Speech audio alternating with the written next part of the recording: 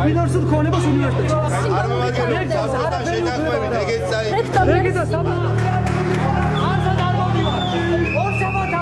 გიყენებთ ულტიმატუმს, დაბრუნდეს ლელა გაბინაშვილს. დაბრუნდეს. გადადგეს ანდრო ბარნოვი. ორ შაბათამდე ყველაზე და შესაძლოა უკვე მე რამდენად სტუდენტებზე ახორციელებს საავადმყოფოს ფაქტებს.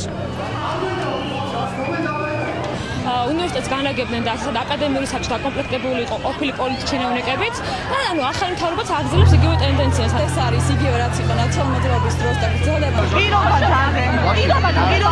რომ არავის არ ახლა უჩაჩხალოს და გიჭრიკადე არავის არ ხდება. პირობა დადეს ბატონო რექტორ მე არაფერს არ ვიცი. აი მე შენგელ მოუწია კაშახა პროვოკაცია. გამოიწე რა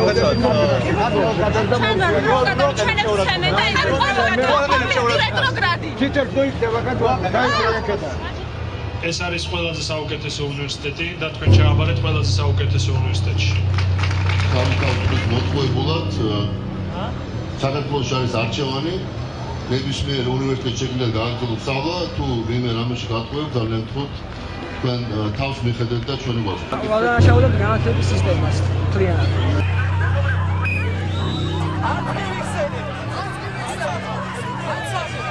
გაუყოლებლი დაგიბრალებლად მოწყოლები. ვერ ვხვდები ფორმას ამ პროტესტის გამოხატვის. ჩალცენ ჰქონდა კონკრეტული მოთხოვნები და ის მოთხოვნები გვაქვს დღესაც.